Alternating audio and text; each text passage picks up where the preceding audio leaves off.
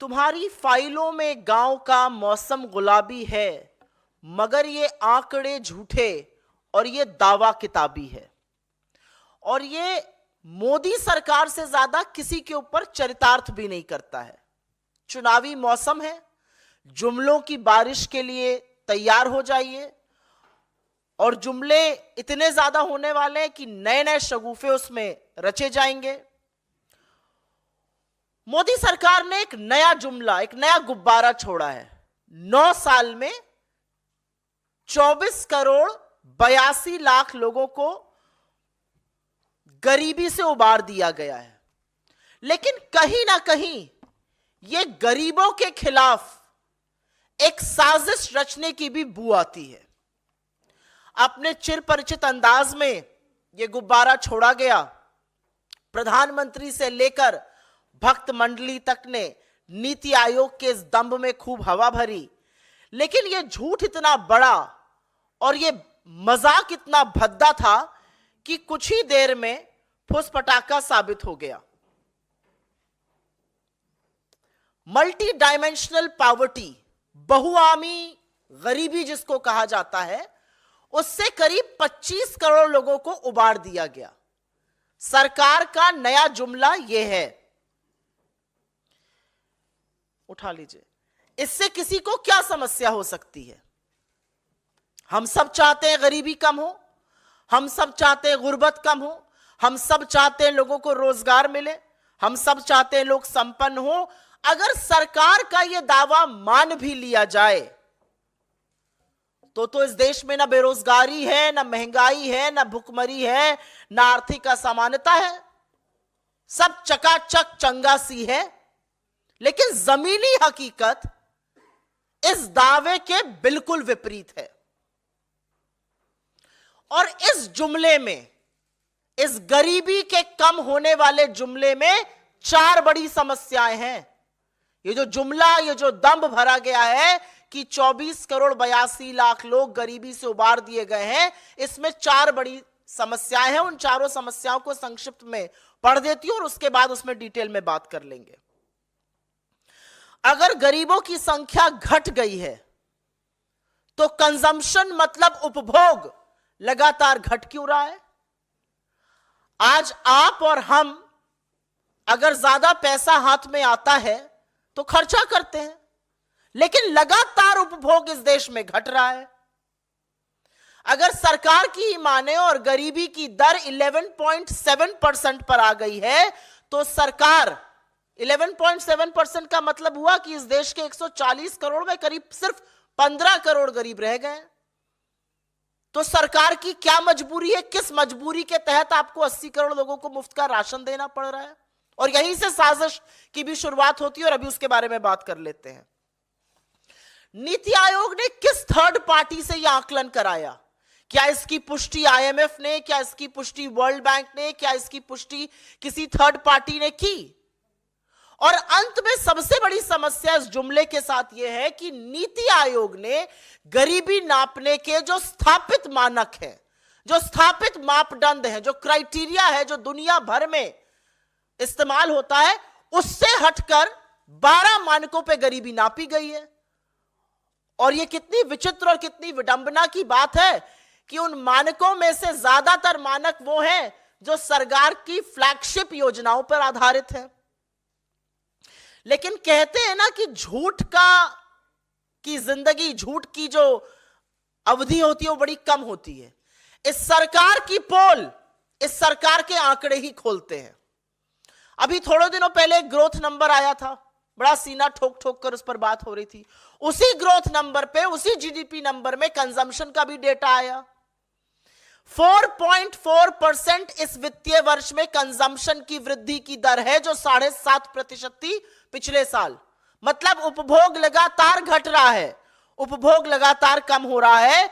और अगर इस सरकार की मानी जाए कि करीब 25 करोड़ लोग अब गरीब नहीं रहे, तो वो रोजमर्रा की दैनिक दिनचर्याओं की चीजें क्यों नहीं खरीद रहे? साबुन, तेल, कंघी, मंजन, ये सब तो दैनिक दिनचर्या रोजमर्रा की चीजें हैं। इनको बेचने वाली कंपनियां जो हैं वो हिंदुस्तान यूनिलीवर और आईटीसी जैसी कंपनियां हैं। और उस कंपनी की तिमाही दर तिमाही जो सेल्स है, जो बिक्री है, वो स्टैग्नेंट बनी हुई है, वो बिल्कुल उसमें शिथिलता है। मांग की मंदी उनके आंकड़ों में साफ दिखती है। ब्रिटानिया अपना बिस्कुट नहीं बेच पा रहा है। तो जब लोग कम गरीब हैं तो वो साबुन की टिकिया, सिर पे लगाने वाला तेल, मंजन, बिस्कुट क्यों नहीं खरीद रहे? तो साक्ष्य जो गरीबी के हैं वो सरकार के दावों के बिल्कुल विपरीत है। ये पहला पॉइंट रखना जरूरी है, क्योंकि मांग में आई मंदी साफ झलक रही है। और अगर आप ज्यादा संपन्न होंगे और कम गरीब होंगे तो आप ज्यादा चीजें खरीदेंगे, ज्यादा उपभोग करेंगे, जो इस देश का गरीब नहीं कर रहा है। 19% से ज्यादा गरीबों की संख्या घटकर अब मात्र 11.7% पर आ टिकी है। अच्छी बात है, भगवान करे ऐसा हो। भगवान करे कोई बिना अन्न और आहार के भूखे पेट सोए नहीं। 140 करोड़ की जनसंख्या है इस देश की। 80 करोड़ को, मेरे देश को इस कगार पर ले आए हैं मोदी जी की 80 करोड़ को अगर मुफ्त का राशन ना दें तो भूखमरी से लोग मर जाएंगे।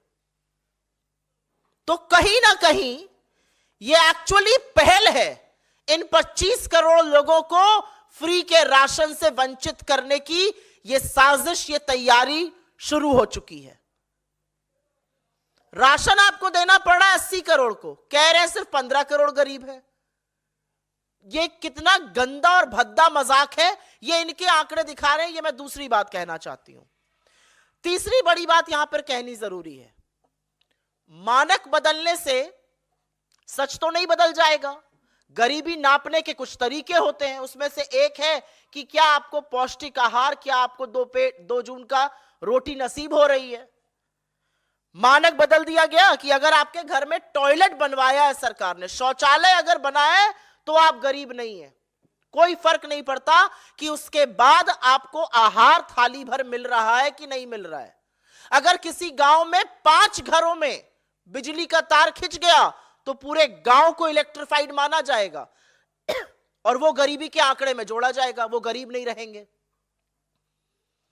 तो 5 घरों में अगर बिजली आ गई और अगर आपके घर में टॉयलेट बन गया, कोई फर्क नहीं पड़ता आपको खाने को नसीब हो रहा है कि नहीं हो रहा है, आप गरीब नहीं रहे। आपको इस सरकार ने संपन्न घोषित कर दिया है। चौथी और बड़ी बात, क्योंकि इनकी आदत है, बड़ा शौक है इनको, जब नेहरू से छूटते हैं तो यूपीए की सरकार पर आते हैं। यूपीए की सरकार के कार्यकाल के दौरान 27 करोड़ लोगों को गरीबी की सीमा रेखा से बाहर खींचा गया। पर यह हमने अपने कमरे में बैठकर आंकड़ा निकाला और ऐसा नहीं कर दिया। वर्ल्ड बैंक ने थर्ड पार्टी की रिपोर्ट की पुष्टि की, जो स्थापित मानक है दुनिया भर में, और ये ग्लोबल इंडिसेस के चलते जब वहां से पुष्टि हुई तो माना गया कि हां 27 करोड़ लोग गरीबी की सीमा रेखा से उबारे गए। यहां पर तो अपने ही मुंह मियां मिट्ठू बन जाओ, शंखनाद कर दो, बाकी काम तो चरण चुंबकों की मंडली कर ही देगी। असलियत यह है किसका सर्वे किया गया, सर्वे का सैंपल साइज क्या था। मतलब नीति आयोग ने खुद ही अनुमान लगाया, खुद ही सर्वे कराया, खुद ही रिपोर्ट बनाई, खुद ही रिपोर्ट को प्रचारित भी कर दिया और प्रधानमंत्री से लेकर भक्त मंडली तक ने खूब भोपू बजाया उस रिपोर्ट का। और अंतिम बात, जो मूल मुद्दा है, जो लब्बो लबाब है इस पूरे गरीबी के आंकड़े का, असल में मोदी सरकार गरीबों का मखौल नहीं उड़ा रही है। वो आप जैसे समझदार मध्यम वर्ग लोगों का, बुद्धिजीवियों का उपहास बना चुकी है, इस देश का मजाक बना रही है। और कहीं ना कहीं सिर्फ आपको झूठ प्रचारित नहीं किया जा रहा है, खुद भी आंखों पर पट्टी बांधकर झूठ को घोटने का काम हो रहा है। और यह इसलिए हो रहा है क्योंकि इसी आंकड़े पर नीति निर्माण होगा, इसी आंकड़े पर योजनाएं बनेंगी, यही आंकड़ा बताया जाएगा अभी से लेकर चुनाव तक, और अभी से लेकर बजट बनने तक, अभी से लेकर नीति निर्माण तक। और इसी आंकड़े के आधार पर साजिश रची जा रही है इन 25 करोड़ लोगों को उनके गरीबी के जो थोड़ी बहुत राहत सरकारें देती हैं उनसे वंचित करने की। यह साजिश है इन 25 करोड़ लोगों को जो सेफ्टी नेट भारत सरकार को देना चाहिए और देती है उससे निकालने की। इन गरीबों को ना सब्सिडी मिलेगी, ना फ्री का राशन मिलेगा। जल्दी ही ये इस सूची से बाहर निकाल दिए जाएंगे। सारी साजिश इसीलिए रची जा रही है। तो अंत में हम सिर्फ इतना कहना चाहते हैं कि गगनचुंबी इमारतों में बैठकर, एसी कमरों में बैठकर 4 लोगों को बुलाकर, भगवान जाने क्या सैंपल साइज था, भगवान जाने कहां सर्वे किया गया, क्या अनुमान लगाए गए, सरकारी योजनाओं के बल पर आपने एक सर्वे कर लिया, उसको रिलीज कर दिया।